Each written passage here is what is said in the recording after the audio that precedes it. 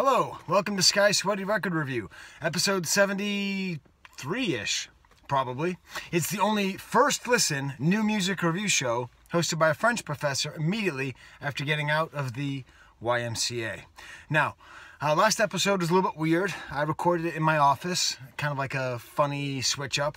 And today I'm going to do something different as well. So in general, my policy is I don't review things I know I'm going to dislike, which means that most of my reviews are positive. There's enough music out there, you can find music that you like every week.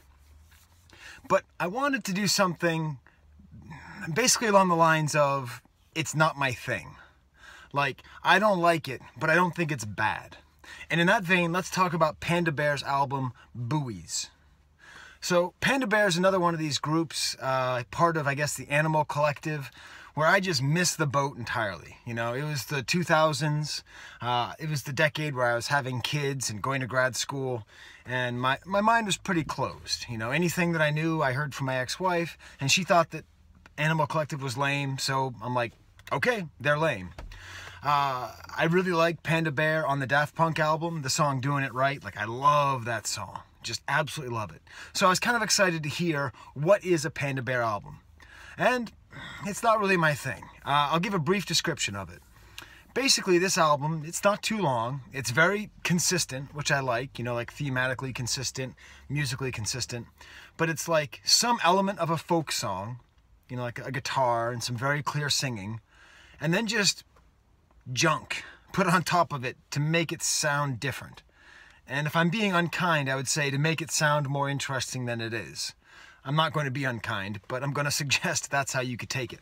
A perfect example is the song Dolphin, which doesn't get a stamp, but gets a example of the album, like a half stamp. I don't know. In which you have a pretty consistent thing on this album, where the rhythms are mostly drum machines, but then they add in weird sounds as like little extra percussion. Like in the song Dolphin, it's like these drips and drops of water. In the next song, it's like the sounds of like lasers from a video game.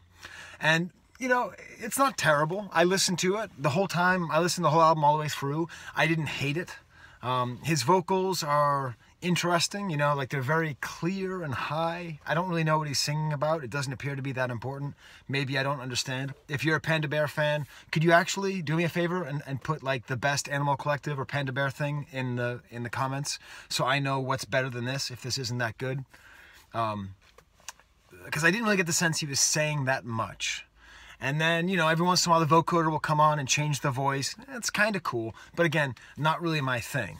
It ended up sounding really kind of like machine-like often, like with these kind of rhythms and these sounds coming in, and the vocals often were not quite in rounds, but sort of in layers. And I don't know. So my three-word review for this album is odd machine folk. That's how I would call it, with little parentheses, not for me. But again, I don't think it's bad. It's just not for me. A weird thing, this guy kind of sings like They Might Be Giants, like a lot of the time. Has anyone else ever pointed that out? Anyway, so there's Panda Bear, the album Buoys. It's fine, not for me. My first kind of negative review.